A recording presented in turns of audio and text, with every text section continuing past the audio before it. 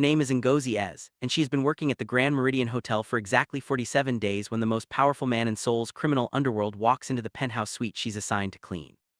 She doesn't know who he is. She doesn't know that the rumors whispered in the staff break room about the young boss who controls half the city's gambling operations, who makes grown men weep with a single glance, who hasn't smiled in 3 years, are about the man currently standing in her doorway, watching her scrub wine stains from his imported Italian carpet.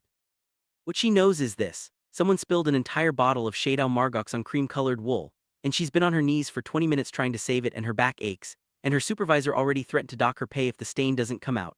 And now some man in a suit that costs more than her yearly salary is just standing there silent, staring at her like she's a puzzle he can't solve. "Can I help you?" she asks without looking up, her tone sharp enough to cut glass. The silence stretches. Ngozi finally sits back on her heels, pushing a lock that's escaped her bun out of her face, and looks up. The man is tall, broad-shouldered, with a face that belongs on the cover of a magazine if that magazine featured predators. High cheekbones, a jaw that could cut steel, eyes so dark they seem to absorb light rather than reflect it. He's beautiful in the way that dangerous things are beautiful, the way storms are beautiful, the way a knife is beautiful when it catches the light. He's also blocking her exit. "In my suite," he says, his voice is low, controlled, the kind of voice that expects obedience without needing to demand it. "Cleaning your suite," Ngozi corrects, turning back to the stain. Her heart is beating faster than it should be. Something about his presence fills the room, makes the air thicker, harder to breathe. "As instructed by management, if you'd like me to leave, you can take it up with the front desk." Another silence. This one feels different, weighted. "Not Korean," he observes. "No," she agrees, scrubbing harder. "Nigerian, by way of London. Is that going to be a problem? You're also not afraid of me." This makes her pause. She looks up again, studies him more carefully this time, takes in the way the other staff members in the hallway seem to have vanished. The way even the air feels tense, waiting. The small tattoo just visible at his collar, a phoenix rising from flames. Oh, the Kang family crest. She's seen it in newspapers and hushed conversations, in the warning her cousin gave her before she took this job: stay away from the penthouse level. The people who stay there aren't people you want to know. She should be afraid. She knows she should be afraid, but Ngozi Eze has survived things that would break most people. She's buried her mother, fought her way out of poverty, crossed oceans with nothing but determination and a dream of something better. She's been underestimated and overlooked and dismissed her entire life. She's learned that fear is a luxury she can't afford. "Should I be afraid of you?" she asks, genuinely curious. Something flickers in those dark eyes, surprise maybe, or interest. "Most people are. People haven't had to explain to their grandmother why they failed their A-levels while she held a wooden spoon," Ngozi says dryly. "I suspect you're significantly less terrifying than Grandmother Eze." The corner of his mouth twitches.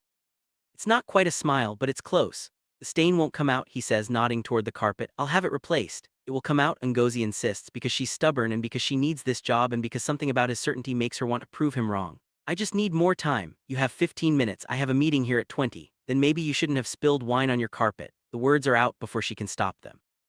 Ngozi freezes, suddenly aware of what she's just done. She's just assassinated the head of the Kang crime family. The man who, according to rumor, once made a rival boss disappear so completely that not even his dental records could be found. But Kang Min-ho doesn't look angry. He looks fascinated, like she's a species he's never encountered before, like she's something impossible. "I didn't spill it," he says quietly. "One of my associates did." He was nervous. "Nervous about what?" That almost smile again. "Me." He steps into the room, moving past her toward the wall of windows that overlook Seoul's glittering skyline. He doesn't ask her to leave. He doesn't dismiss her. He just stands there, hands in his pockets, watching the city that belongs to him like a king surveying his kingdom. "What's your name?" he asks without turning around. She shouldn't tell him. She should finish her work and leave and never come to this floor again. "Ngozi," she says instead. "Ngozi Eze." "Ngozi." He says it carefully, like he's tasting it. "What does it mean?" "Blessing," she says. "In Igbo." He turns to look at her then, and for a moment, just a moment, something in his expression shifts, softens. It's gone so quickly she might have imagined it. 15 minutes, he repeats. "Don't disappoint me, Ngozi." As he walks out, the door clicks shut behind him, and Ngozi realizes her hands are shaking, not from fear but from something else entirely. Something that feels like the first spark of a fire she's not sure she wants to put out. She gets the stain out in 12 minutes. Later that night, Ngozi sits in the cramped apartment she shares with 2 other hotel workers, eating leftover jollof rice and trying not to think about dark eyes and dangerous smiles. Her roommate, a bubbly girl from Busan named Sumin, is painting her nails and chattering about a celebrity she spotted in the lobby. "And then I saw him," Sumin says, lowering her voice dramatically. "Kang Min-ho, he walked right past me, Ngozi, right past. I swear I almost fainted." Ngozi's chopsticks pause halfway to her mouth. "You know him?" "Everyone knows him." Sumin's eyes go wide. "He's the head of the Kang Group. On paper, they're in legitimate business, hotels, casinos, real estate, but everyone knows the truth. He's Japak Mafia, the most powerful crime boss in Seoul." She leans closer.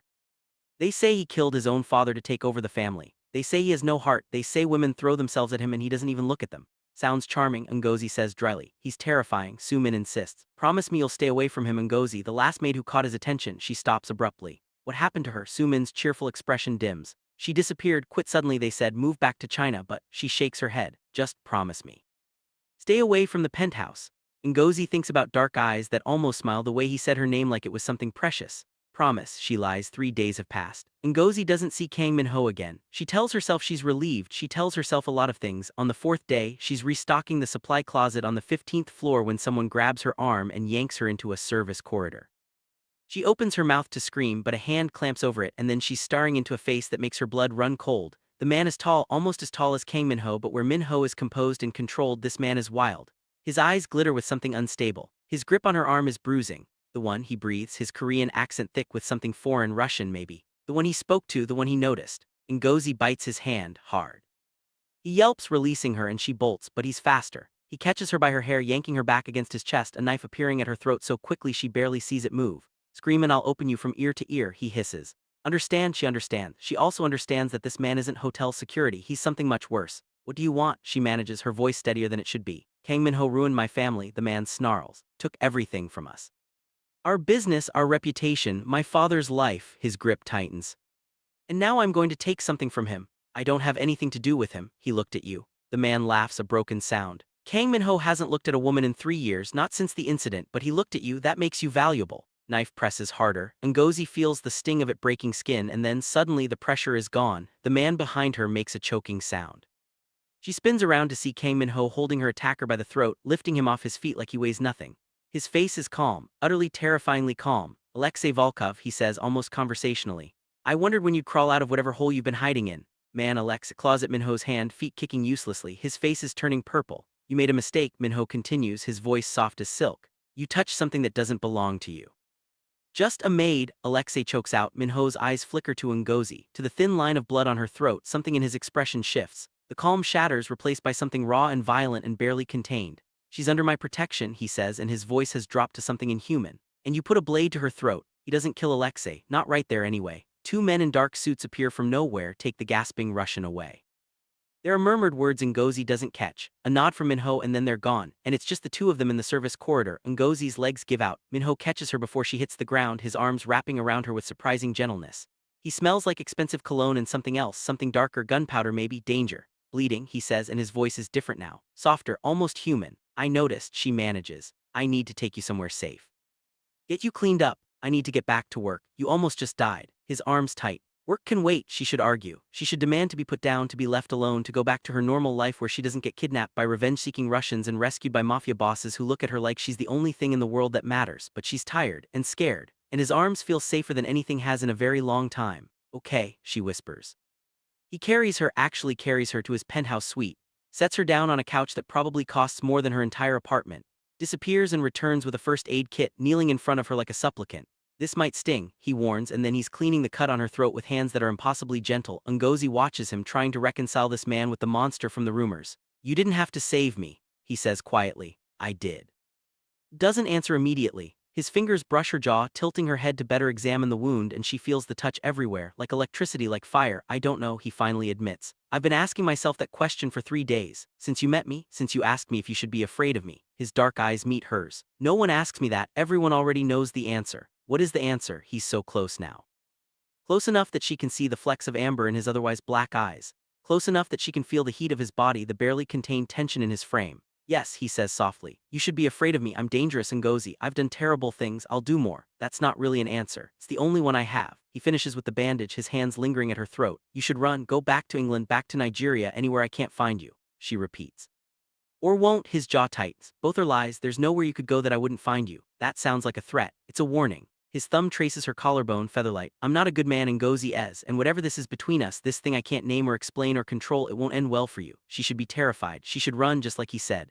This man is confessing his darkness to her, practically begging her to flee while she still can. Instead, she reaches up and touches his face.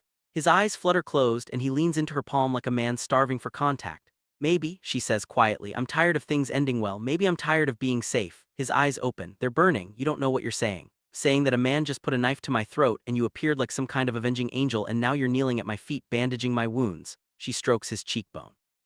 I'm saying that I've been invisible my entire life and you see me. Can't stop seeing you, he confesses, the words rough. I close my eyes and you're there. I try to focus on business and all I hear is your voice. You've been in my head since the moment you demanded to know if you should be afraid of me. Now I'm afraid, he says, and it sounds like it costs him everything to admit it.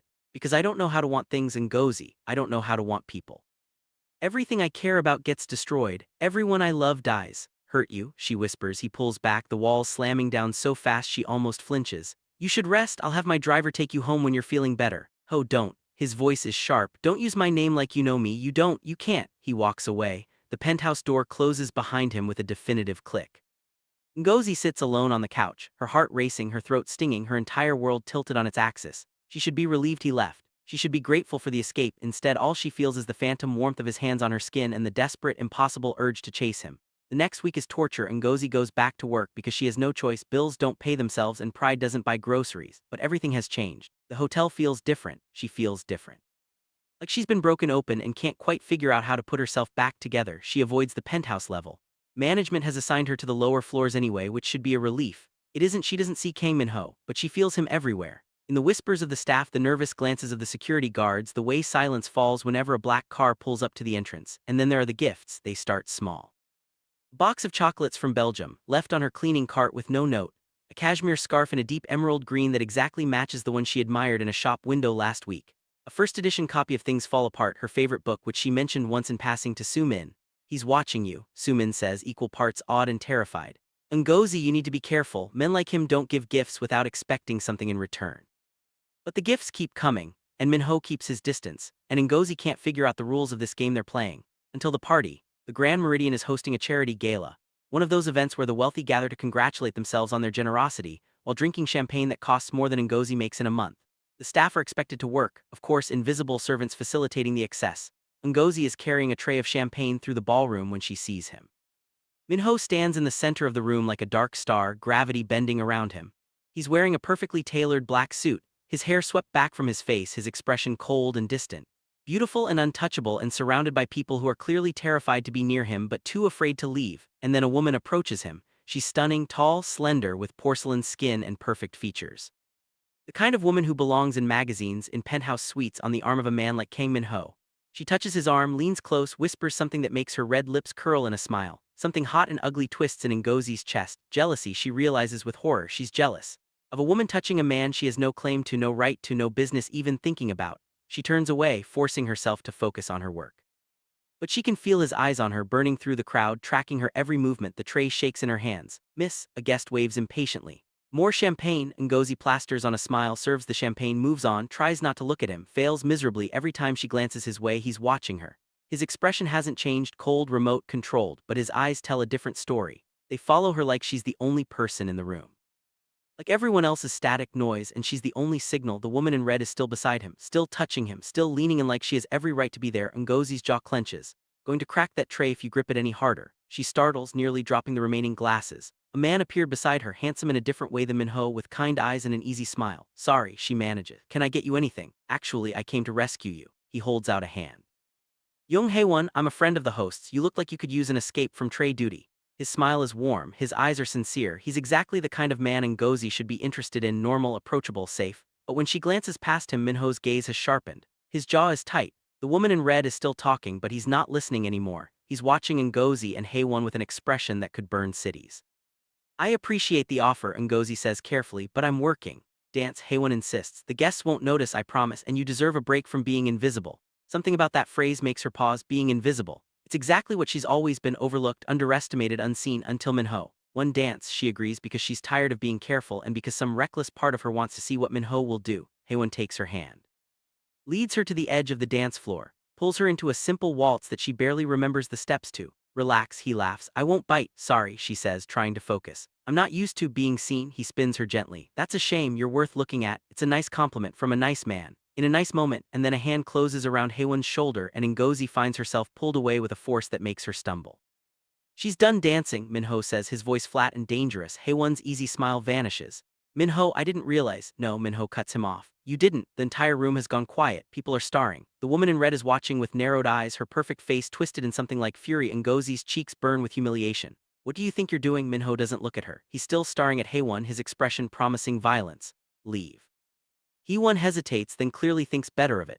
I apologize for any misunderstanding, he says stiffly and retreats into the crowd. Ngozi wrenches her arm free. You had no right, outside, Min-ho says. Now, I'm working now. His voice drops to something that makes her spine tingle. Or I'll carry you out over my shoulder and let everyone see exactly who you belong to. She should slap him. She should scream at him. She should report him to management and never speak to him again. Instead, she follows him to the terrace, her heart pounding, her blood singing, fury and desire tangled so tightly she can't tell them apart. The night air is cool against her flushed skin. The city sparkles below, indifferent to the drama unfolding on the penthouse terrace. Min-ho stands with his back to her, his shoulders rigid, his hands clenched at his sides. Who you belong to? Ngozi finally explodes. What the hell was that? He turns and she stops breathing, his control is gone. The mask has shattered. His eyes are wild, desperate, burning with something that looks almost like pain. He was touching you, Min-ho says, his voice raw. Looking at you, wanting you. I'm allowed to talk to other men. No. He closes the distance between them in 2 strides, backing her against the railing, his hands caging her on either side. You're not, you don't own me. I know. His forehead drops to hers, his breath ragged. I know I don't. I know I have no right to you, no claim to you, no reason to feel like I'm dying every time another man looks at you. But I can't. His voice breaks. I can't stop, Ngozi. I've tried. For a week I've tried to stay away, to let you go, to forget how you felt in my arms. And then I see you tonight and he's touching you and all I can think about is killing him. Her heart is racing. Her skin is on fire wherever he's near it, which is everywhere. That's insane, she whispers. I know. Barely know each other. I know. You're a crime lord, I'm a maid. This is impossible. I know. His hands find her hips, pulling her closer. Tell me to stop, tell me you don't want this, tell me to let you go and I will. She should, she knows she should, but she's spent her entire life being sensible, being careful, being invisible. And right now in this moment, with this man looking at her like she's the answer to every question he's ever asked, she doesn't want to be sensible anymore. I don't want you to let me go, she admits, and it feels like jumping off a cliff. Min-ho kisses her like she's oxygen and he's been drowning. His hands are everywhere, her hair, her back, the curve of her waist, and his mouth is hot and desperate against hers. She can taste champagne and something else, something darker, something that's entirely him. When they finally break apart, they're both breathing hard. Come upstairs, he says, and it's not quite a question. She nods, unable to speak. Takes her hand and leads her inside. The elevator ride is silent, charged. His thumb traces circles on her palm and each pass sends lightning up her spine. When the doors open to his penthouse, he guides her inside with a hand at her lower back, and she realizes with sudden clarity that she's about to cross a line there's no coming back from. Wait, she breathes. He stops immediately. His hand falls away and he takes a step back, giving her space. Changed your mind? No. She turns to face him. But I need to know something first. Anything. That woman in the red dress, who is she? A shadow crosses his face. Song Yuna, the daughter of a rival family. Our parents arranged a match before mine died. Ngozi's stomach drops. You're engaged? No. His voice is hard. I refused. The alliance would have been useful, but not at that price. She's been persistent. Looked like she wanted to eat you alive. Wants power. I represent power. He moves closer slowly, giving her every chance to retreat. She doesn't want me. No one does. No one sees past the name, the reputation, the fear. His hand lifts, cups her face. No one but you. Don't understand what's happening, Ngozi confesses. A week ago I was scrubbing wine stains. Now I'm in your penthouse and you're looking at me like you're the only real thing I've touched in years. He strokes her cheek with his thumb. Because you don't know me. I know you're brave.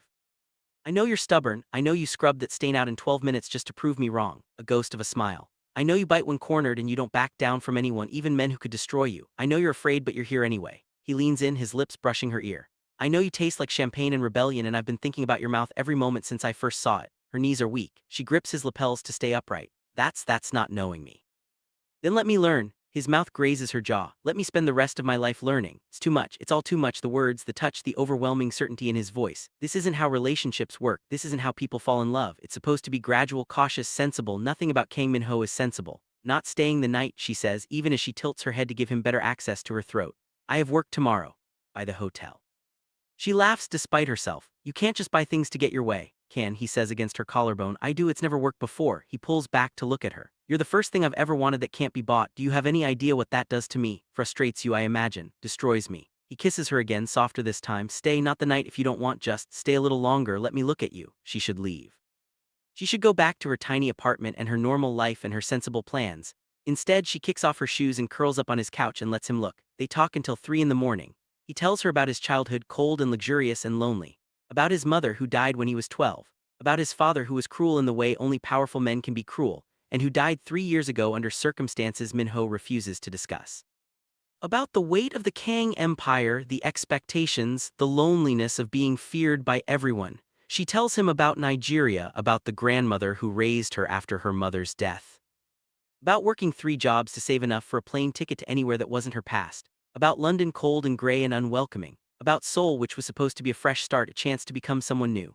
Already someone, he says. You're the most remarkable person I've ever met. You're very dramatic, very honest. He tucks a lock behind her ear. When it comes to you anyway, city glitters outside the windows. The night stretches on, intimate and strange and impossible.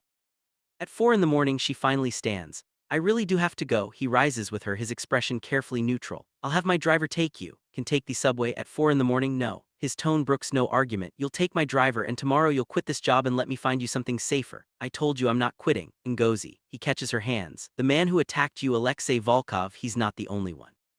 There are people who would hurt you just to hurt me. People who will use you as leverage the moment they realize. He stops. Realize what? His jaw tight. That you matter to me. Words hang between them, heavy with implication. Not going to hide from your enemies, she says quietly. I'm not going to let fear dictate my life. I did that for too long in London and it nearly broke me. Then let me protect you. I don't need protection. I need you to treat me like a person, not a possession.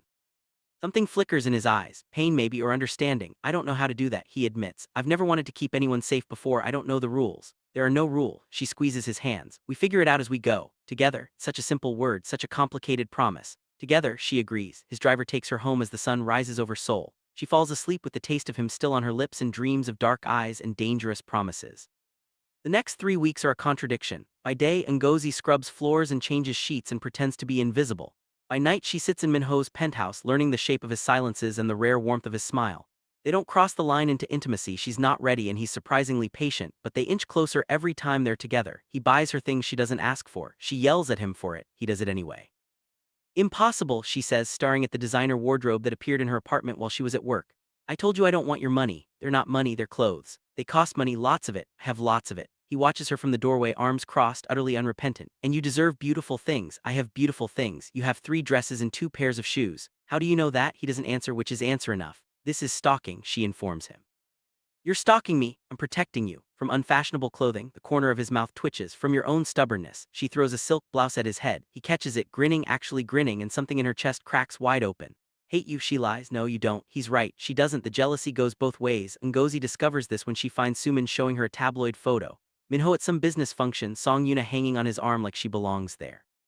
It's a business event, Sumin says carefully. It probably doesn't mean anything. But when Ngozi shows up at the penthouse that night, she's vibrating with something that feels dangerously close to fury. You were photographed with her, she says without preamble. Min-ho looks up from his laptop, confused. Who? Song Yuna, red dress, possessive eyes, hands all over you, understanding dawns. Something like satisfaction flickers across his face. Jealous? I'm annoyed. You're jealous. He stands, moving toward her with predatory grace. You saw photos of another woman near me and you're jealous. I have no reason to be jealous. We haven't what? He's in front of her now, backing her toward the wall. Tell me what we haven't done. Ngozi. Her back hits the cold surface. His hands plant on either side of her head. His body heat wraps around her like a blanket. This isn't fair, she whispers. Nothing about us is fair. His mouth hovers over hers. She means nothing to me. I went because it was required. I left early because I couldn't stop thinking about you. You could have told me you were going. Would that have helped? Maybe. I don't know. I don't. She grabs his shirt, pulling him closer. I don't know how to do this, Min-ho. I don't know how to be with someone like you. Dangerous. Someone who makes me feel things I can't control. His eyes soften. That's how I feel every moment I'm with you. Like I'm falling and there's nothing to catch me. That doesn't scare you? It terrifies me. He kisses her forehead. But I'd rather fall with you than be safe without you. It's the most romantic thing anyone's ever said to her. It's also the most dangerous. One day, she says, we're going to have to figure out what this is. It's everything, he says simply. It's the only thing, and she believes him. The danger escalates. Alexei Volkov, it turns out, wasn't working alone. He was the tip of an iceberg, a coalition of enemies who have united against the Kang family, using Ngozi as their focal point. She learns this when she's grabbed outside her apartment building. There are 3 of them this time, professional, armed. They get her into a van before she can scream, and all she can think is Min-ho is going to destroy them. The drive takes an hour. She's blindfolded, her hands zip-tied behind her back, her heart pounding so hard she can feel it in her teeth. When they finally drag her out, she smells salt air and rotting fish. A warehouse by the docks, the blindfold comes off. Song Yuna stands before her, immaculate in designer clothing, a cruel smile playing on her perfect lips. Ngozi Eze, she says, her voice dripping with disdain. The maid, the cleaning girl who thinks she can take what belongs to me. I don't. Yuna's hand cracks across her face. Stars explode behind her eyes. Don't speak. Yuna circles her like a predator. Do you have any idea what you've done? Min-ho was mine, the alliance was mine. Years of planning, of maneuvering, of waiting for the right moment, ruined by some foreign trash who doesn't know her place. Was never yours, Ngozi spits. He refused you before we ever met. Another slap, this one draws blood, because he was damaged, Yuna hisses, broken by what happened with his father. I was going to fix him, I was going to make him need me. Her eyes narrow. And then you appeared and he looked at you like you were the second coming and everything I'd worked for went up in smoke. So you kidnapped me, that's your solution, Yuna laughs, a cold, brittle sound. No, darling, kidnapping you is just the beginning. By the time Min-ho finds you, I'll have broken him completely. He'll come crawling to me begging for the alliance, begging for my protection. He'll kill you, he'll try, Yuna smiles, but he won't succeed, because I have something he doesn't, patience. She signals to her men. One of them approaches with a syringe. Sweet dreams, Ngozi Eze, Yuna says. When you wake up, everything will be different. Needle pierces her arm. Darkness swallows her whole. She wakes to chaos. Gunfire echoes through the warehouse. Shouts in Korean, screams, the unmistakable sound of bodies hitting the floor. Ngozi's head throbs, her vision blurry, but she forces herself to focus. She's tied to a chair now. The zip ties have been replaced with rope, tighter, more secure. Yuna is nowhere to be seen, but her men are panicking, firing at shadows, and then she sees him. Min-ho emerges from the smoke like a demon from hell. His white shirt is splattered with blood, none of it his, and his face is carved from stone. He moves with lethal efficiency, taking down anyone in his path with a brutal grace that should terrify her. It doesn't. All she feels is relief. Ngozi, he's at her side in seconds, cutting her bonds, his hands shaking slightly as he cups her face. Are you hurt?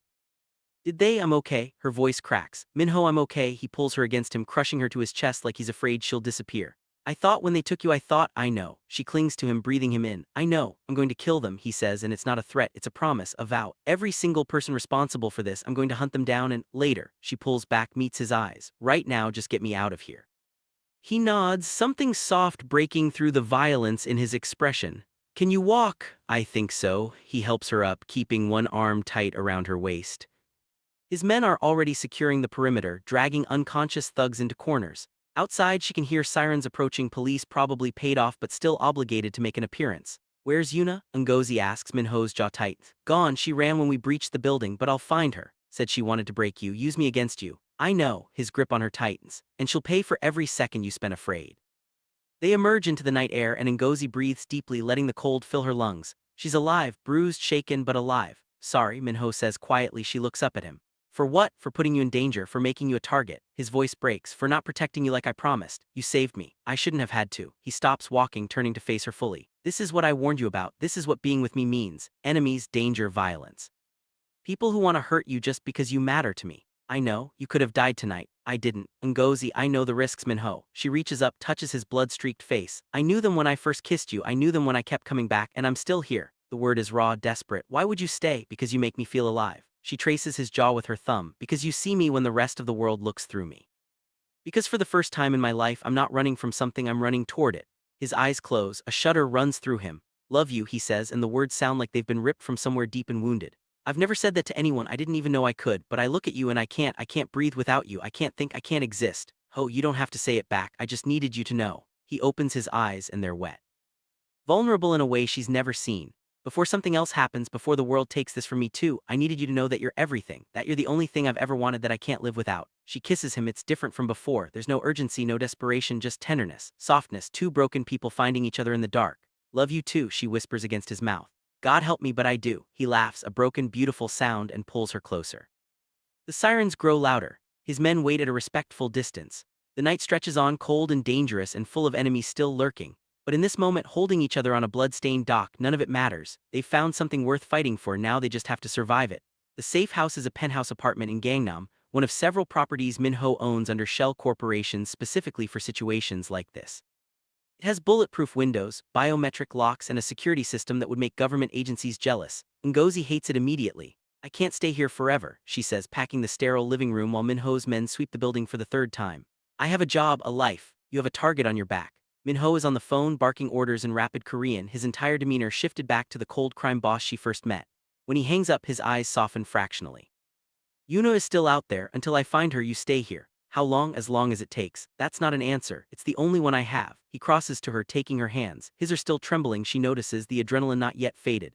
I almost lost you tonight, I can't, he swallows. I can't go through that again. Vulnerability in his voice makes her anger dissolve. She steps into him, wrapping her arms around his waist, pressing her cheek to his chest. His heartbeat is still racing. Not going anywhere, she murmurs. But I'm also not a prisoner. You're not a prisoner, you're protected. Same thing, different wording, he sighs, his chin resting on top of her head. You're impossible, you love me anyway. A pause, then soft as a confession, I do. They stand like that for a long moment, the chaos of the night finally settling into something manageable. Ngozi closes her eyes and breathes, letting herself feel safe for the first time in hours. Man you sent to protect me, she says eventually. Soo-min said he's your second in command. Junwoo, Min-ho nods. He's my most trusted, he'll die before anything happens to you. That's morbid. That's loyalty. She pulls back to look at him. Does everyone in your world talk about death so casually? In my world, death is always close. His thumb traces her cheekbone. That's why I need you to understand, being with me means accepting that reality. I can protect you, but I can't promise you'll never be in danger again. Don't need promises. She turns her head to kiss his palm. I just need you. Conversation is interrupted by Junwoo's discreet knock. Min-ho's expression shifts immediately, the softness vanishing beneath layers of ice. Report, he says. We've tracked Yuna to a shipping company owned by the Volkov family. Junwoo's voice is professional, clipped. She's trying to move assets before we can freeze them. Sources say she's planning to leave the country within 48 hours. Min-ho's jaw tightens. Contact our people at customs. She doesn't get on a plane, a boat, or a bicycle without me knowing. Already done, boss. The coalition, scattered. Without Yuna holding them together, they're turning on each other. 3 of the smaller families have already reached out to negotiate surrender. A cold smile crosses Min-ho's face. Let them sweat, I'll decide their fates when this is over. Junwoo nods and withdraws. The door clicks shut, leaving them alone again. You enjoy that, Ngozi observes. The power, worked hard for it. He turns to face her, expression unreadable. Does that bother you, should it? I'm not a good man, Ngozi, I've told you that. You've told me a lot of things. She moves closer, refusing to be intimidated. But I've also seen you, the real you, the man who bandaged my throat and asked me to stay. The man who held me on that dock like I was the only thing keeping him tethered to the earth. That man is an aberration, an exception that only exists for you. Then I'll take the exception. She cups his face, forces him to meet her eyes. I'm not asking you to be someone you're not, I'm just asking you to let me in, all of you, the darkness and the light. Something cracks behind his careful facade, his hands find her hips, pulling her against him. You don't know what you're asking, then show me. He searches her face for a long moment, looking for doubt, for fear, for any sign that she's not ready for what she's offering. He finds none. Okay, he breathes. Okay, and then he's kissing her and everything else falls away. This is different from before. Before was passion, desperation, the fire of 2 people finally acknowledging what burned between them. This is something deeper, slower, a claiming that goes beyond physical and into something sacred. Min-ho kisses her like he's worshipping at an altar.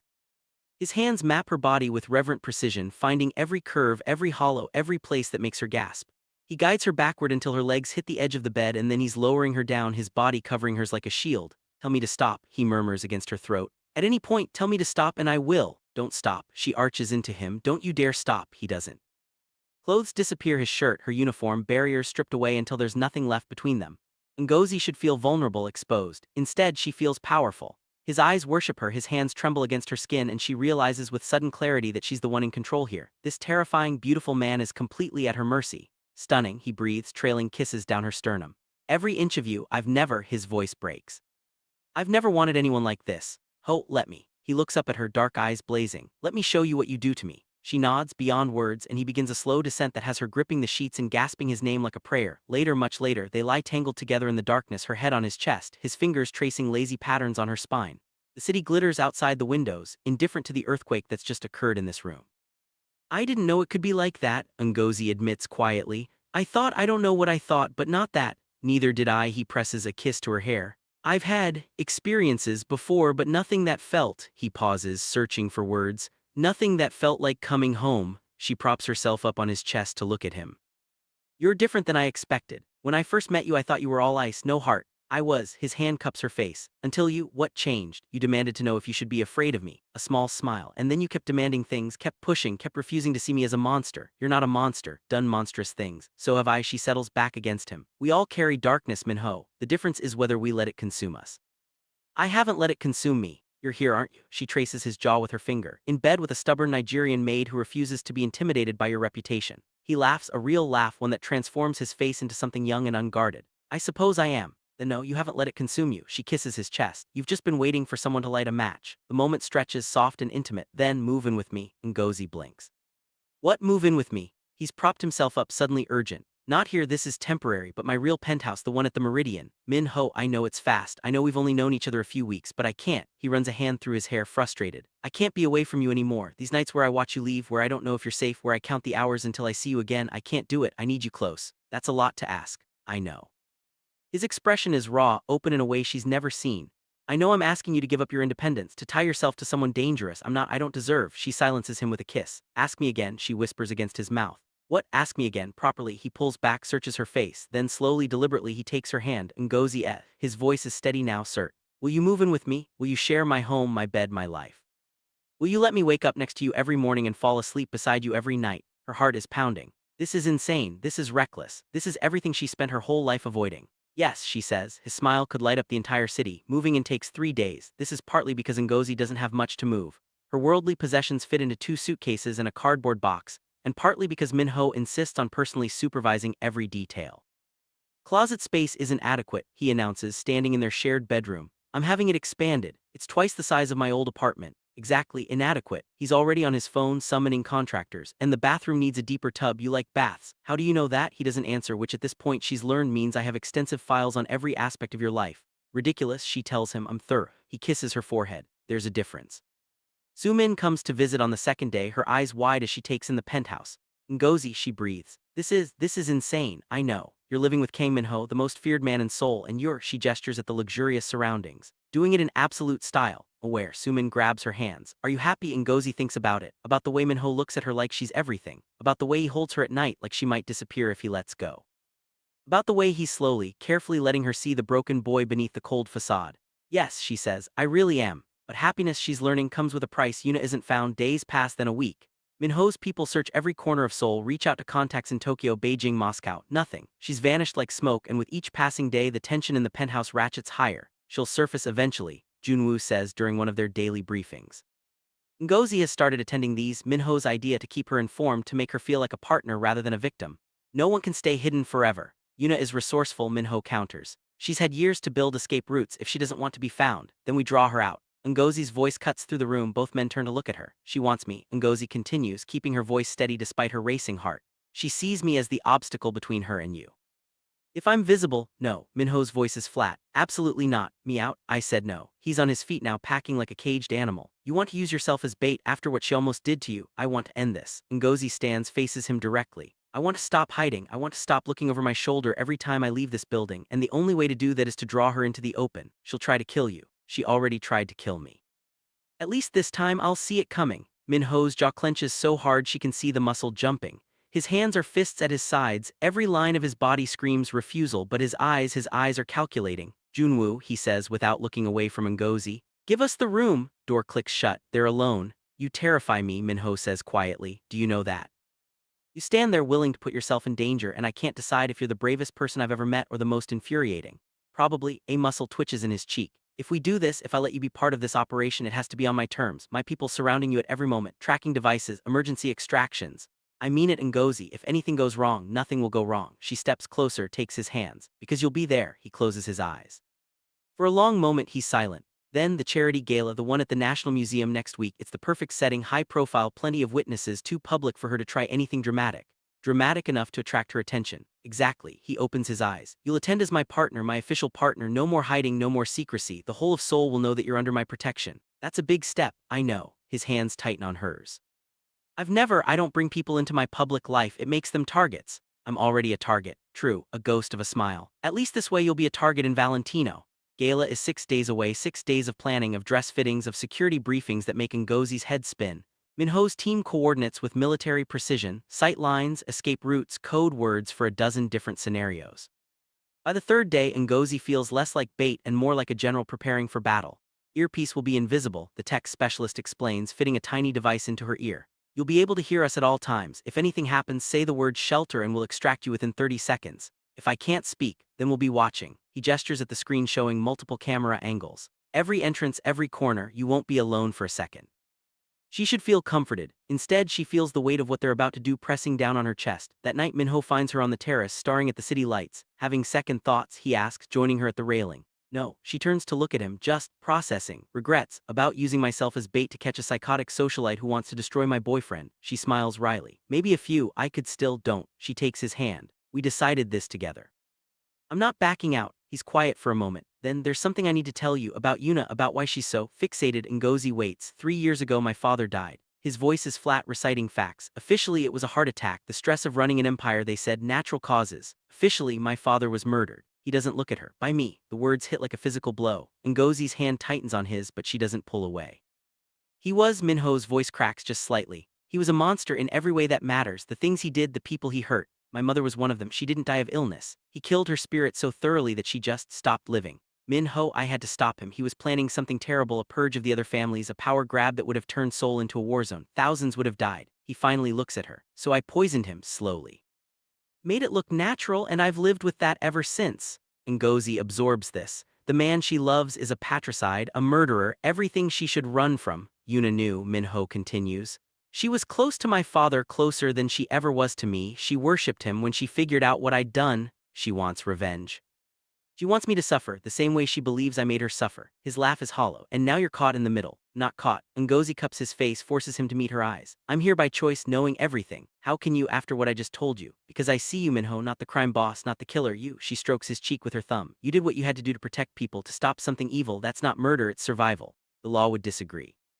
The law doesn't know your father. She presses her forehead to his. I'm not going anywhere, not tonight, not ever. He shudders against her and she feels the tears before she sees them, silent, barely there, the grief of a man who's never been allowed to mourn. I don't deserve you, he whispers, probably not. She kisses him softly. But you're stuck with me anyway. They stay on the terrace until the cold drives them inside. And when they fall into bed, it's not with the heat of before, it's with the tenderness of two people who have seen each other's darkness and chosen to stay anyway. The day of the gala arrives. Ngozi stands in front of the mirror, barely recognizing herself. The dress is emerald green, Min-ho's choice, matching the scarf he gave her weeks ago, and it hugs her curves like it was painted on. Her locks are styled in an elaborate updo, gold jewelry glinting at her ears and throat. She looks like a queen. She feels like a soldier. Stunning, Min-ho says from the doorway. He's in a black tuxedo, devastatingly handsome, but his eyes are soft as he takes her in. Absolutely stunning. Valentino, like you promised. Only the best for you. He crosses to her, adjusts a tendril of hair that's escaped.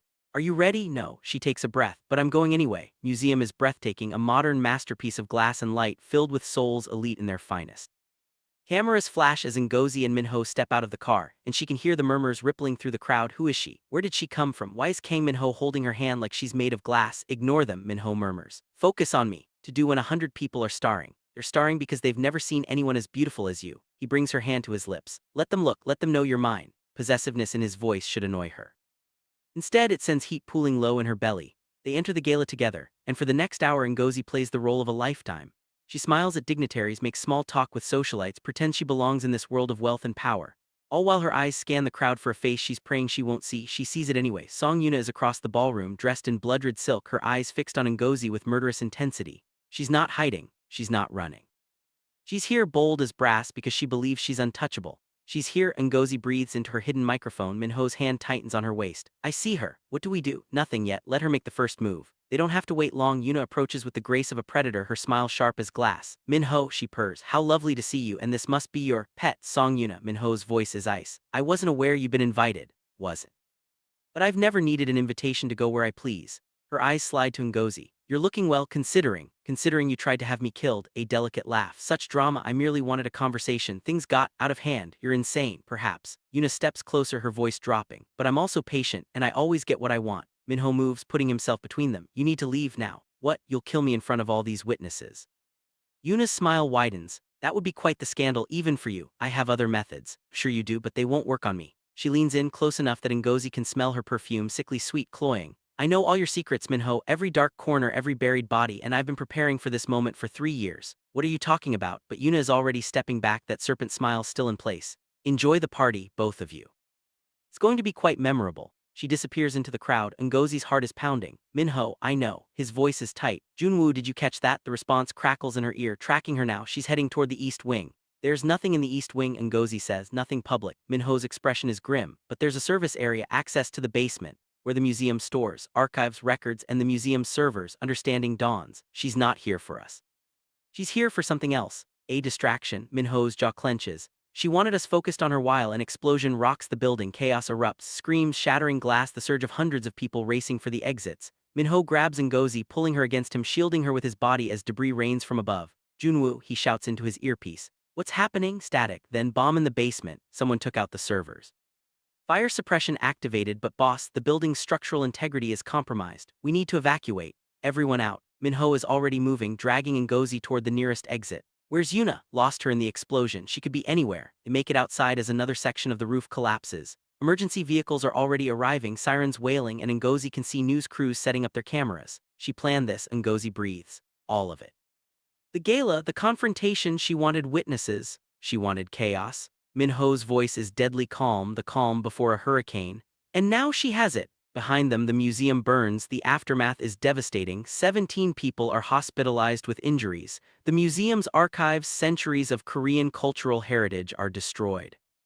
And the servers Yuna targeted contain something Min-ho had worked very hard to keep secret. Financial records linking the Kang Group to dozens of legitimate businesses, evidence that could expose the true extent of his empire. She didn't just want to hurt you, Junwoo says during the emergency briefing. She wanted to destroy you publicly. Those records were encrypted, but if she has the decryption keys, she does. Min-ho's voice is hollow. She had access to my father's files. He kept backup keys for everything. Then it's only a matter of time before she releases them. Much time, days, maybe hours if she's eager. Room is silent. Ngozi watches Min-ho's face, sees the weight of 3 years of secrets pressing down on him. There's something else, Junwoo adds reluctantly. The records include details about your father's death. Min-ho goes very still. Autopsy reports, the poison analysis. Junwoo won't meet his eyes. Everything points to natural causes, but if someone knows what to look for, she can prove I killed him. Yes, Ngozi's stomach drops. This is it. The moment everything falls apart. Then let her, she says. Both men turn to look at her. Min-ho's voice is incredulous. Let her release whatever she wants and then get ahead of it. Ngozi steps forward, her mind racing. You told me your father was planning something terrible. You stopped him. That makes you a hero, not a villain. A court of law. This won't go to a court of law. This will be tried in the court of public opinion, and that's a battle you can win. She takes his hands. You have resources, influence, and most importantly, you have the truth. The truth doesn't always matter. Matters to me. She squeezes his hands. And it'll matter to the people who know you, the people who have seen what you've done for the city. Min-ho is quiet for a long moment, then slowly his expression shifts. The despair fades, replaced by something sharper, more dangerous. She wants a war, he says softly. Fine, I'll give her one. The next 48 hours are a blur. Min-ho calls in every favor, activates every resource. Lawyers, journalists, politicians, anyone who owes him anything finds themselves recruited into the counteroffensive. By the time Yuna releases her files, Min-ho has already released his own. The narrative shifts. Instead of crime boss murdered his father, the story becomes son stopped dangerous criminal from unleashing terror. The evidence is carefully curated, just enough truth to be compelling, just enough spin to be sympathetic. Interview after interview paints Min-ho as a tragic hero, forced to make an impossible choice to protect innocent lives. Playing a dangerous game, Ngozi tells him during a rare moment of quiet. If people find out you manipulated them, then they'll find out I'm exactly what they already suspected, a man who does whatever it takes to protect what's his. He pulls her close. Including you, can protect myself. I know you can. He kisses her forehead. That doesn't mean I'll stop trying. Yuna's counterattack is swift and vicious.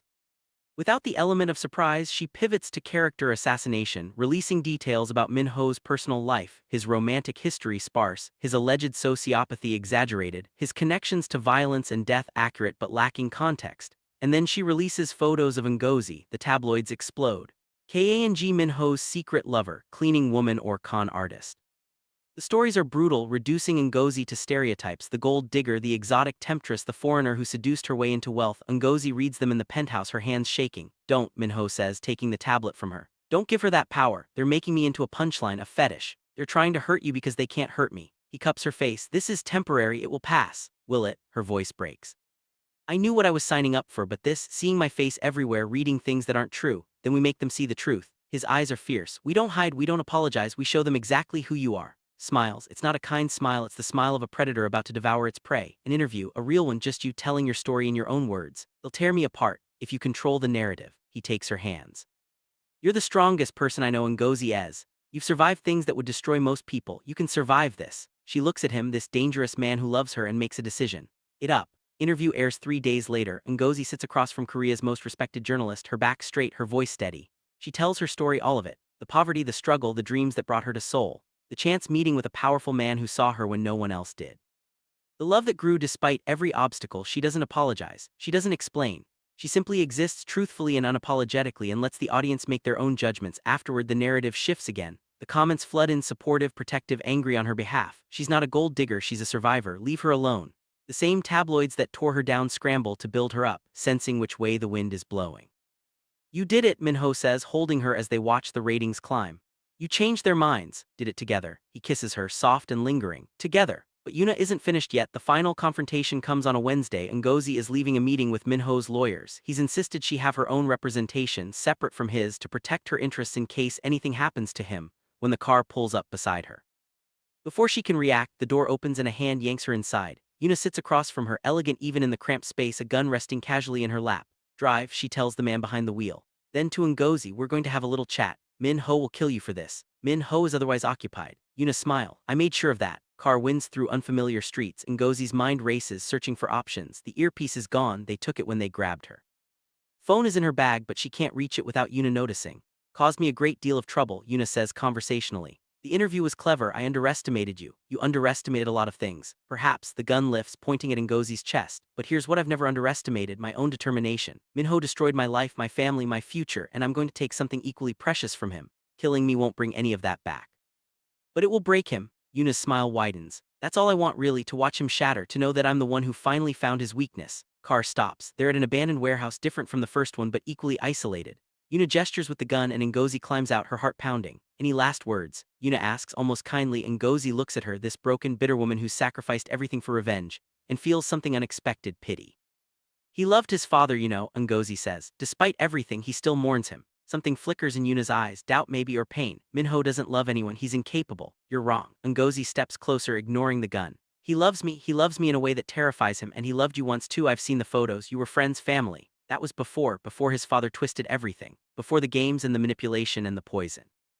Ngozi meets her eyes. His father destroyed you both, Yuna. The only difference is that Min-ho found a way out. By killing him, by surviving. Ngozi's voice is gentle. You could survive too. You don't have to let his ghost control you forever. Yuna's hand is shaking, the gun wavers. You don't know anything about me, she whispers. No, you're tired. I know you've been fighting this war for 3 years and it's eaten you alive. I know that every time you look in the mirror you see his victim, not your own person. Ngozi reaches out slowly and touches Yuna's wrist. It doesn't have to end like this. For a long moment they stand there, two women, one gun, the future hanging in the balance. Then the door explodes inward. Min-ho's men pour into the warehouse, weapons drawn. Min-ho himself is at the front, his face a mask of cold fury until his eyes find Ngozi and something breaks open. Move, Junwoo shouts at Yuna. But she's already moving, not toward Ngozi but away. Toward a window, a possible escape. She doesn't make it 3 steps before the gunshots ring out. Yuna crumples, Ngozi screams, diving forward, catching her before she hits the ground. Blood blooms across the red silk and Yuna's eyes are wide with shock. I wasn't, she coughs, blood at her lips. I wasn't going to. I know. Ngozi presses her hands to the wound. I know. Min-ho is there, pulling Ngozi back, shouting for medics. But Ngozi can't look away from Yuna's face, the surprise, the peace, the relief. Tell him, Yuna whispers, tell him I'm sorry. Her eyes close, she doesn't open them again. The aftermath is a blur of police, paramedics, flashing lights. Ngozi sits wrapped in a shock blanket, Min-ho's arm around her, watching as Yuna's body is loaded into an ambulance. She wasn't going to shoot me, Ngozi says finally. She changed her mind. Doesn't matter. Matters to me. Min-ho turns her to face him. His eyes are wet, something she's only seen once before on that dock after he rescued her. You could have died, he says, his voice raw. She had a gun pointed at your chest. Lowered it. At the end, she lowered it. If she hadn't, Ngozi doesn't have an answer for that. The weeks after Yuna's death are the hardest Ngozi has ever lived, not because of the danger. That's over now, the coalition dissolved, the enemies scattered. But because she can't stop seeing that moment. Yuna's eyes, surprised and almost grateful, the blood spreading across her silk dress, the words that were barely more than breath. Tell him I'm sorry. She doesn't tell Min-ho, not right away. It feels too private, too fragile, the last confession of a woman who had lost everything and found in her final moments something like peace. Or maybe it's that Ngozi doesn't know how to say the words without breaking apart. The therapist helps. Min-ho arranges it, naturally, the best trauma specialist in Seoul, who meets with Ngozi twice a week in an office that overlooks the Han River. At first Ngozi resists. She's not crazy. She doesn't need to talk to some stranger about her feelings. But then the nightmares start. She wakes screaming 3 nights in a row, thrashing against invisible hands, Yuna's face hovering over her with that gun and that desperate, broken smile. Each time Min-ho is there, holding her, murmuring nonsense words, pressing his lips to her hair until she stops shaking. Let me help you, he says finally on the 4th night. Please. So she goes to the therapist, and slowly, painfully, she starts to heal. Guilt isn't yours to carry, Dr. Park tells her during one of their sessions. You didn't shoot her, you tried to save her. I talked her down, I reached her, and then other people made decisions that weren't yours to control. Dr. Park leans forward. You have a tendency, Ngozi, to take responsibility for things that aren't your responsibility. Where does that come from? The question cracks something open. Ngozi talks about her mother, about the cancer that took her when Ngozi was 17, the way she'd bargained with God, promising to be perfect if only her mother could live. About the years afterward, trying to be good enough to fill the hole her mother left, working herself to exhaustion, sacrificing everything, always feeling like she was failing. I thought if I just tried hard enough, she admits, tears streaming, I could make up for losing her. Like I was being punished and I had to earn my way back to okay.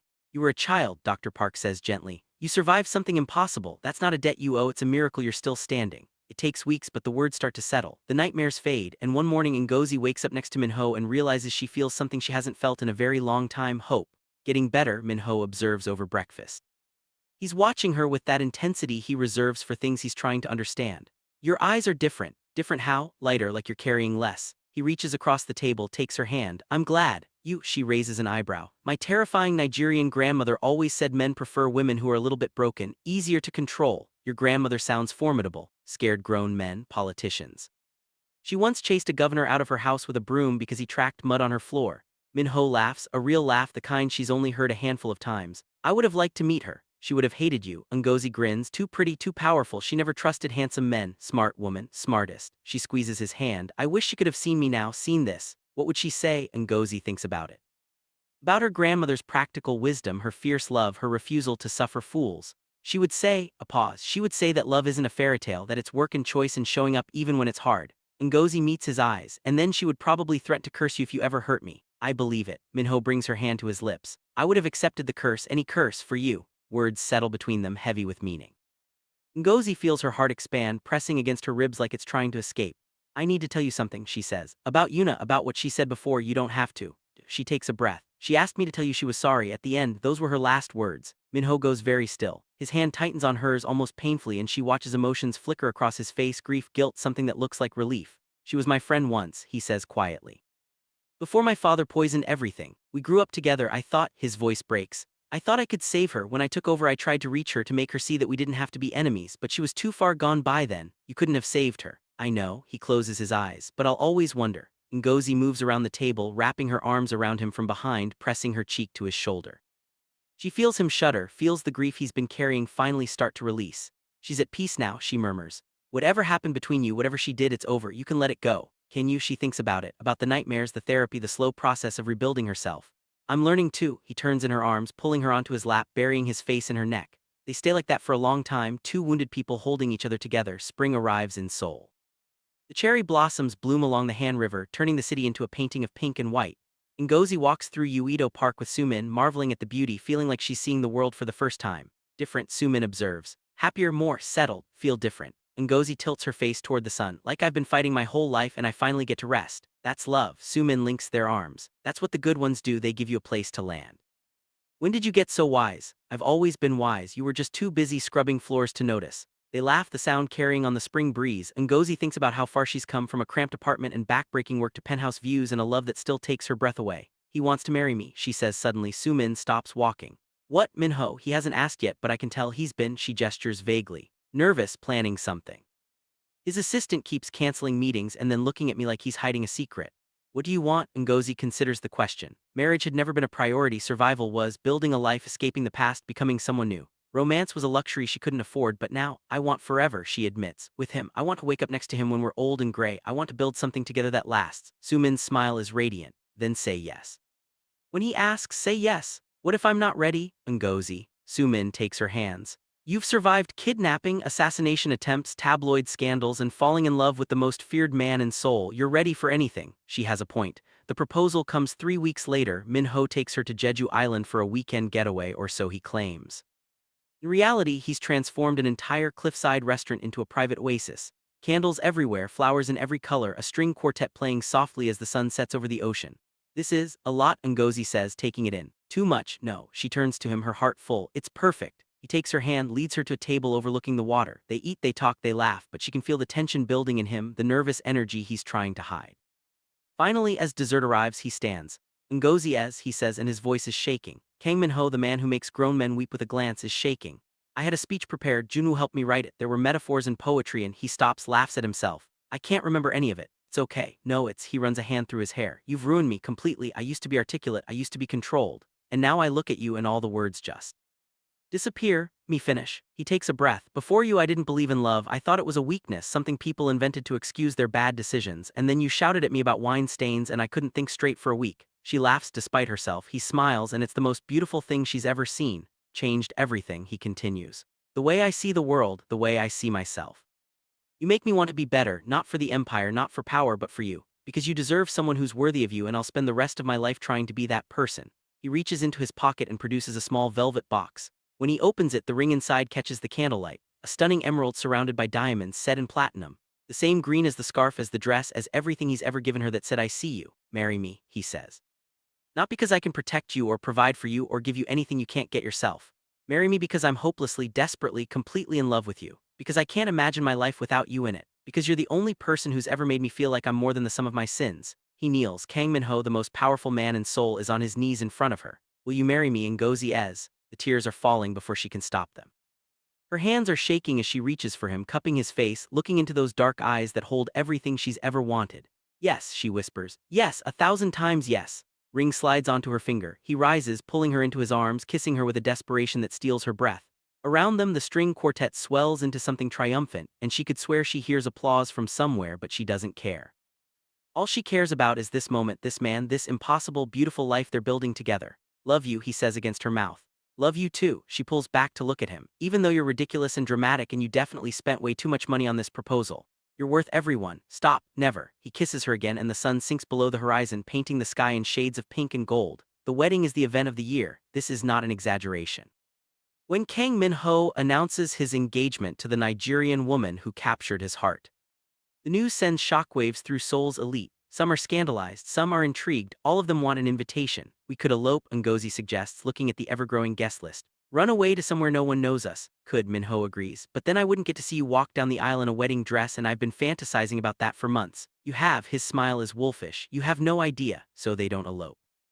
Instead, they plan a wedding that will be talked about for decades, not because of its extravagance, though it is extravagant, but because of what it represents. A crime boss and a cleaning woman, a Korean prince and a Nigerian queen, a love story that shouldn't have worked but did. Ngozi's grandmother cannot be there. She passed 2 years ago before Ngozi ever came to Seoul, but her presence is woven into every detail.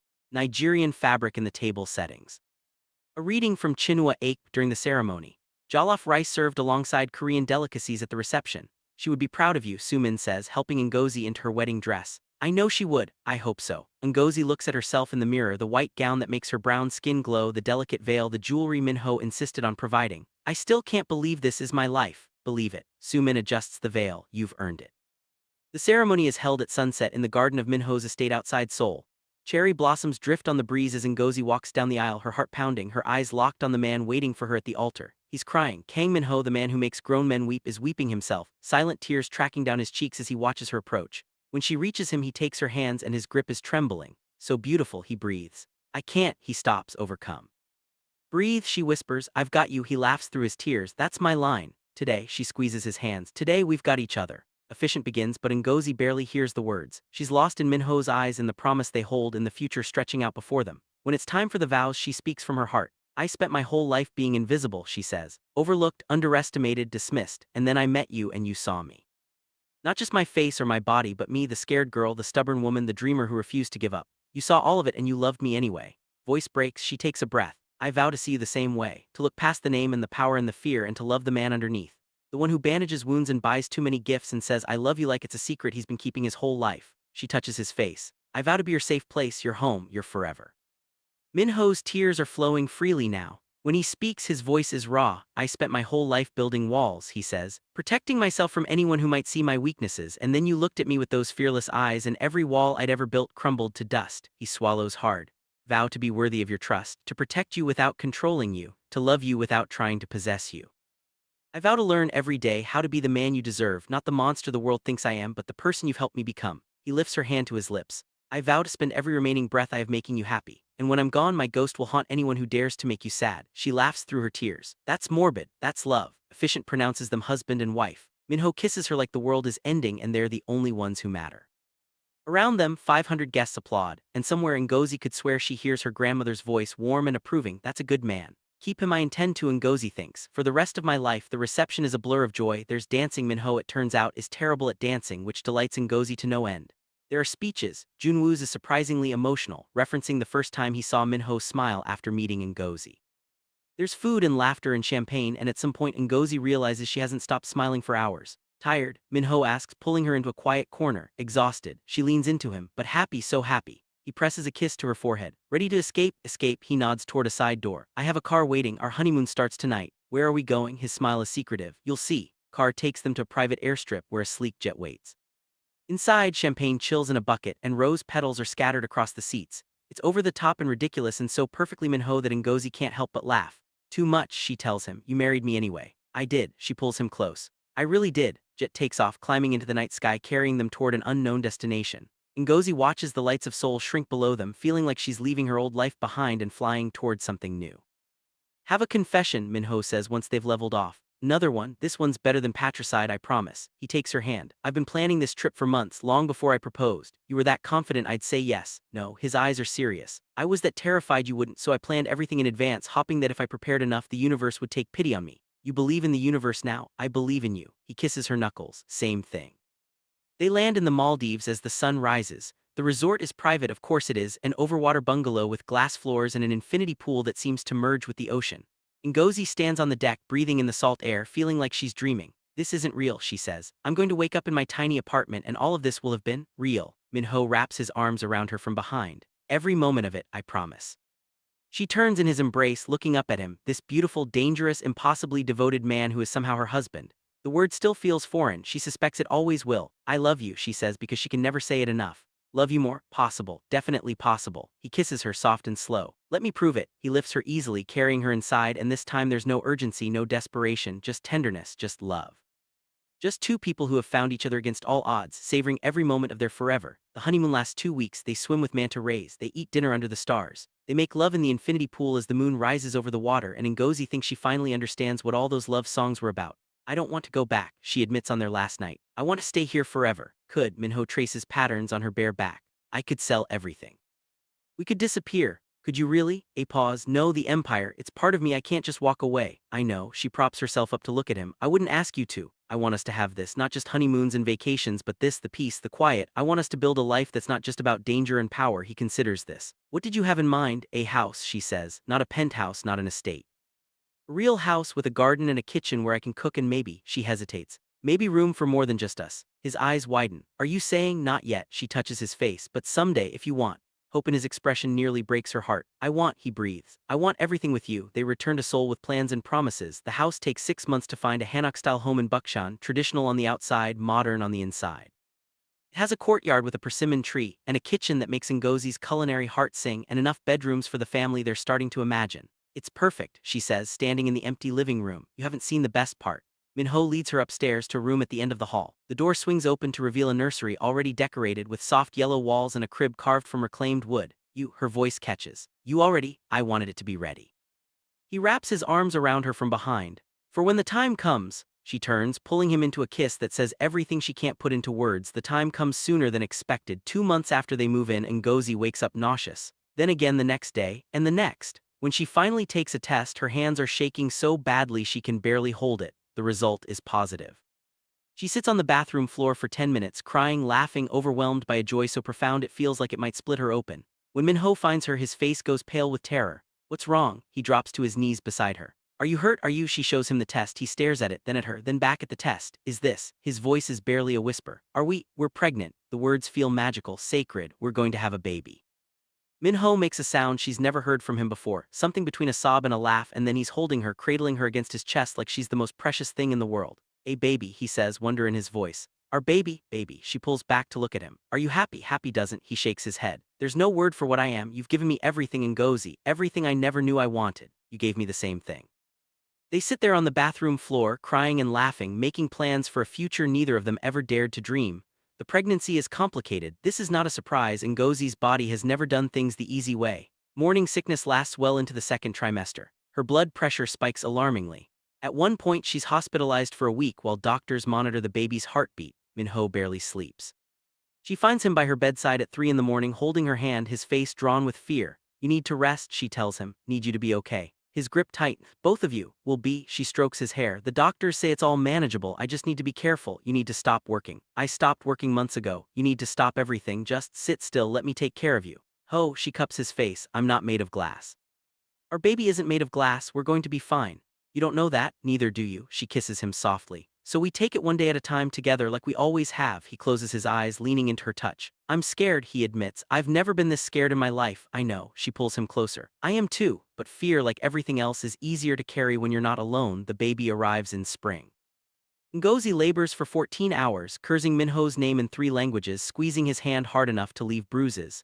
He doesn't flinch. He doesn't leave. He stays by her side, whispering encouragement, telling her she's strong, she's brave, she's everything, and then finally a cry. The doctor places the baby in Ngozi's arms, a daughter perfect and tiny with dark curls and her father's intense eyes. She looks up at her mother with an expression that seems to say, "What took you so long?" "She's beautiful," Ngozi breathes. "She's you." Min-ho is crying again. He seems to do that a lot now. "She's perfect." "Do you want to hold her?" He reaches out with trembling hands, cradling their daughter like she's made of starlight. The fierce, feared crime boss reduced to tears by a 6-pound baby. "Hello, little one," he whispers. "I'm your father. And I'm going to spend the rest of my life making sure no one ever hurts you." Starting with the dramatics early, I see. He laughs through his tears. "She should know what she's getting into. They name her Adiz, the king's daughter in Ibo, but they call her Ada. She has her mother's stubbornness and her father's intensity, and by the time she's 3 months old, she has the entire Kang organization wrapped around her tiny finger." She smiled at Junwoo, Min-ho reports one evening. He almost cried. "Junwoo cries at everything now. You all do. She's special. She's a baby. She's our baby." He pulls Ngozi close. "That makes her the most special thing in the world." Life settles into something Ngozi never expected. Normalcy, not completely normal. Min-ho still runs his empire, still attends meetings that end at 3 in the morning, still carries the weight of power on his shoulders. But when he comes home, he sheds that weight at the door. He plays with Ada on the floor. He cooks dinner badly but with enthusiasm. He falls asleep on the couch with his daughter on his chest and his wife tucked against his side. "Happy," Ngozi observes one night. He looks at her like she's asked if water is wet. "Of course I'm happy. I have everything. I mean really happy, not just content, not just satisfied, but genuinely deeply happy." He considers this. "I didn't know I could be," he admits. "Before you, I thought happiness was something other people got. Something I traded away for power. Now I know I was wrong." He kisses her forehead. "You gave me back the parts of myself I thought were lost forever. You and Ada." She snuggles closer. "We're pretty great, greatest." He pulls the blanket over them. "My fearless Nigerian queen and our perfect daughter. What more could anyone want?" "Nothing," Ngozi thinks. "Absolutely nothing." The years unfold. Ada grows from a baby into a toddler, into a fierce, curious child who asks 1,000 questions a day and accepts no answer she doesn't like. She has her mother's stubbornness and her father's protective instincts. At 5, she punches a boy who pushes her friend on the playground, and Min-ho has to pretend to be disappointed while secretly being proud. "She gets it from you," Ngozi tells him. "Punching or the protection? Both." Min-ho slowly steps back from the more dangerous aspects of his empire, passing control to Junwoo and other trusted lieutenants. He'll never be completely out, that's not how this world works, but he's learning to prioritize differently. Family first, always family first. Ngozi writes a cookbook, then another, then a memoir that becomes an unexpected bestseller. The story of a Nigerian cleaning woman who fell in love with a Korean crime boss and found her happily ever after. It's ridiculous and romantic and true, and readers can't get enough. "You made me sound like a protagonist," Min-ho complains after reading it. "You are a protagonist. I'm a crime lord, a reformed crime lord." She kisses his cheek. "Who's also a protagonist." He grumbles, but she catches him reading his favorite passages late at night, a small smile on his face. One evening when Ada is 7 and the cherry blossoms are blooming again, Ngozi stands on the terrace of their home looking out at Seoul. She thinks about the woman she was when she arrived, broke, invisible, running from a past she couldn't escape. She thinks about the wine stain, the confrontation, the first time Min-ho looked at her like she was something worth seeing. "What are you thinking about?" Min-ho joins her, wrapping his arms around her waist. "Everything," she says. "How impossible this all is, how it shouldn't have worked." It did," she turns in his arms. "Do you ever wonder what would have happened if I hadn't been assigned to your suite that day?" "I don't need to wonder." His eyes are soft. "I would have found you eventually. I was always meant to find you." "You don't believe in fate." "I believe in you." He kisses her. Same thing. Behind them, Ada bursts onto the terrace, demanding attention, breaking the moment with her characteristic intensity.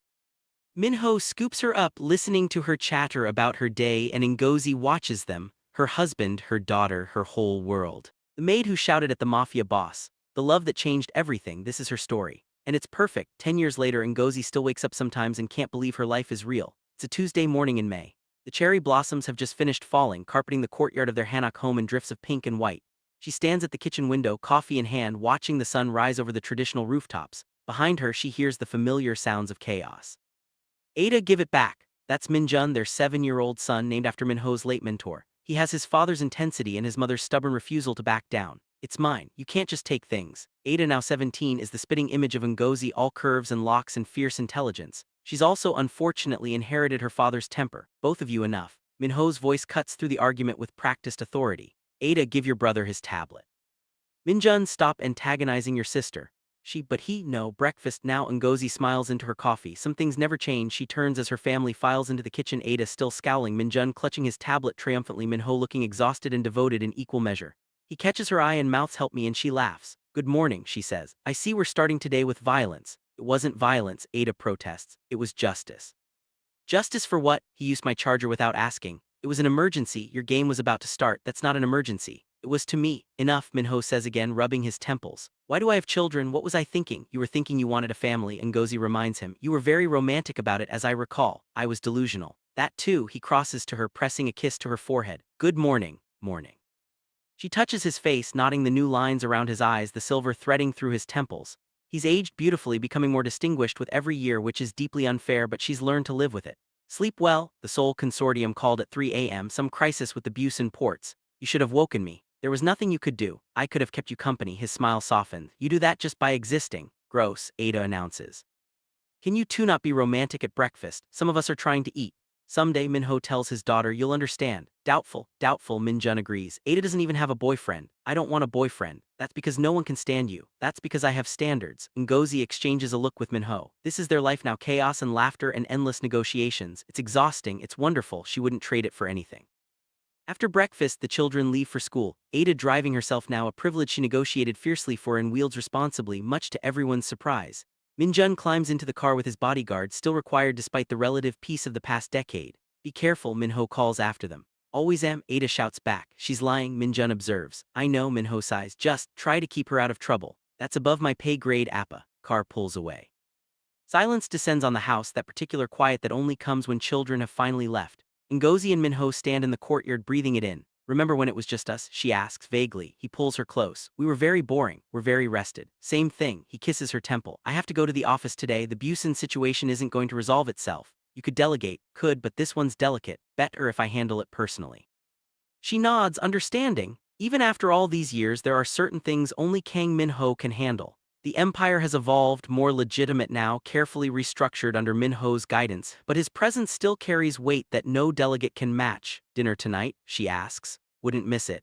He leaves, and Ngozi has the day to herself, she writes.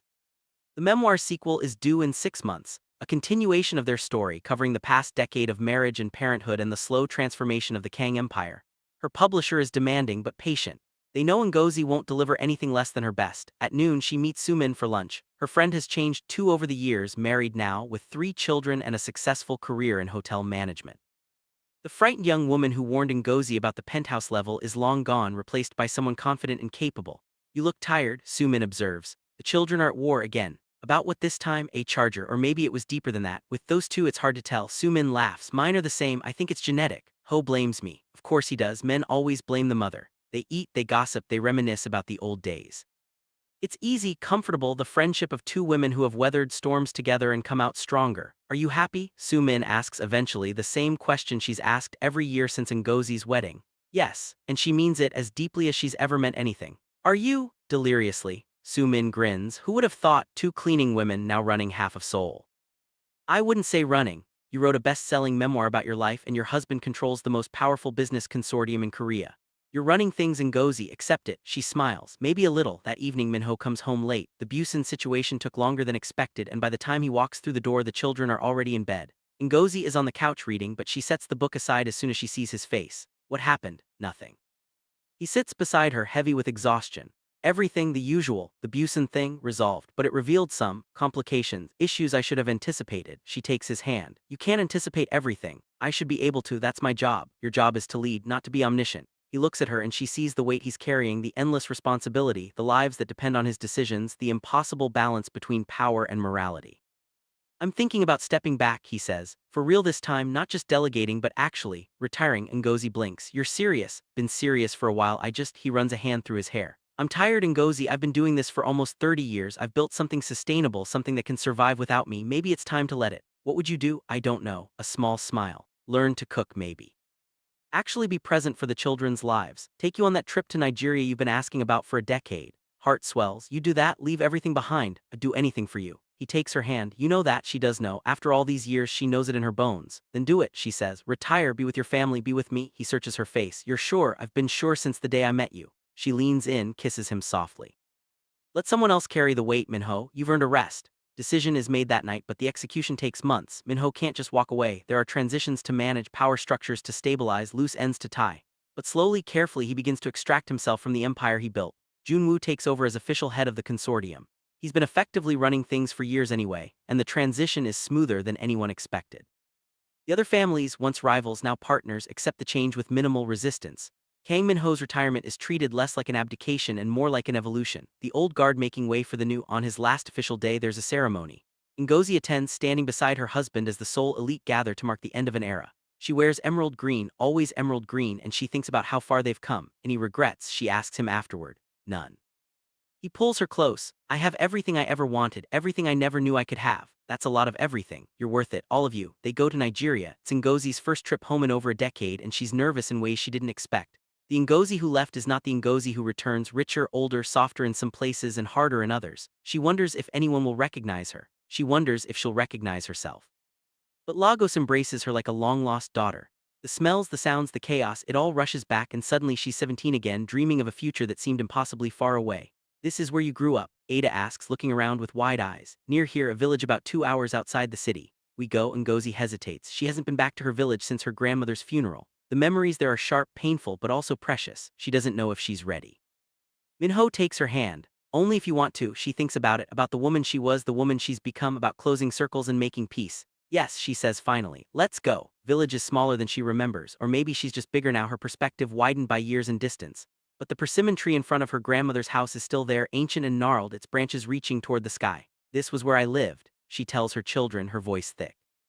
Until I was 17, my grandmother raised me here after my mother died. Min-jun looks around with solemn curiosity. It's different from Seoul. Different. You like it? Ngozi considers the question. I loved it, she says honestly, but I also wanted more. I wanted to see the world, to become someone beyond this village. I wasn't sure I could do that if I stayed. Now she looks at her family, her husband, her children, the life she built from nothing. Now I know I could have done it anywhere, but I'm glad I left, otherwise I never would have found your father. Min-ho wraps an arm around her.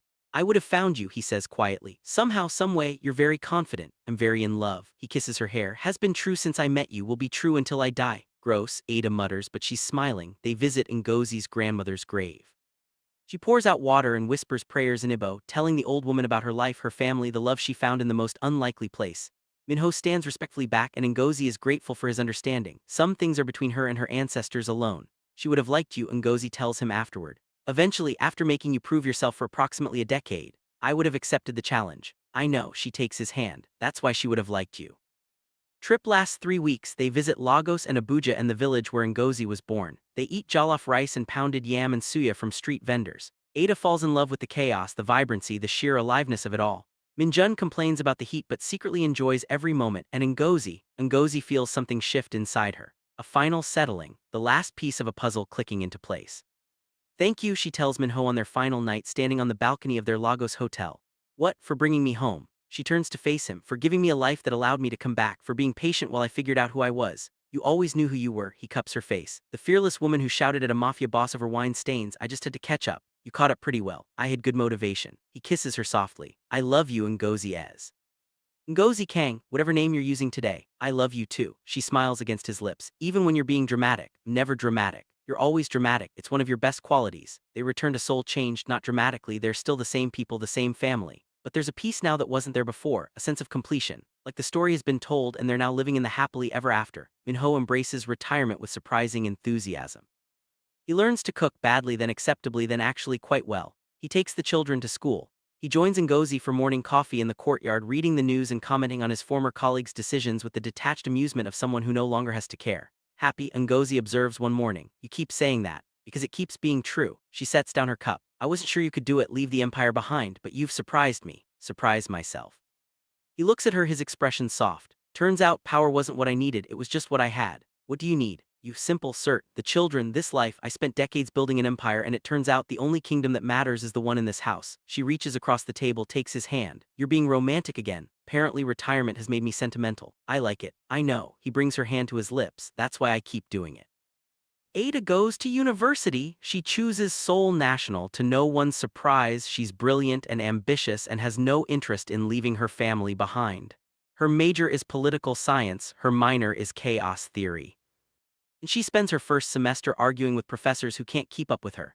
She's going to run the world someday, Min-ho says proudly. She's going to drive the world crazy someday, Ngozi corrects. Same thing. Min-jun is different, quieter, more introspective, with a passion for music that neither of his parents expected.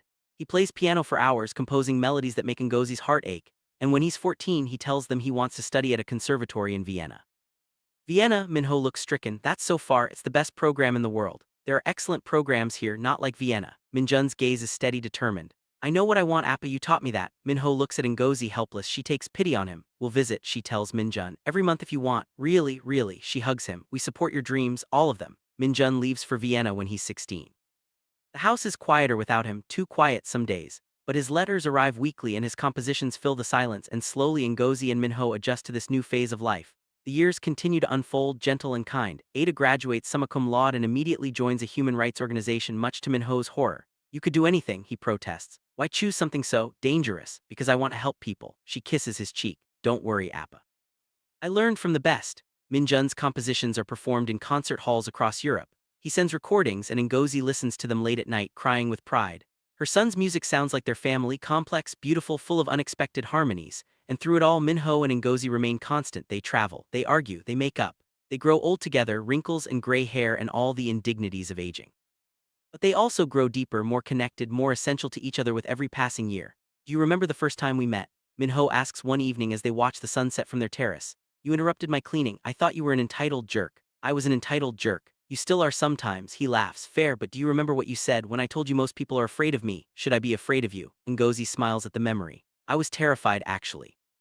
But I didn't want you to know. Knew. He takes her hand. That's when I fell in love with you. In that moment, you stood up to me and I knew you were the one. You didn't know anything. You barely knew my name. I knew enough. He turns to face her fully. I knew you were brave and fierce and that you wouldn't let anyone, even me, make you feel less than you are. I knew you were the most beautiful woman I'd ever seen. And I knew that if I let you walk away, I'd regret it for the rest of my life. Ngozi's eyes are wet. Even after all these years, he can still undo her with words. Love you, she whispers. Love you more, possible, always possible. He kisses her, soft and slow, and she feels like they're back at the beginning, two strangers impossibly drawn together on the verge of a love that would change everything. Stay with me, he murmurs against her lips. Forever, I already have, she says. I always will. Story doesn't end with a dramatic gesture.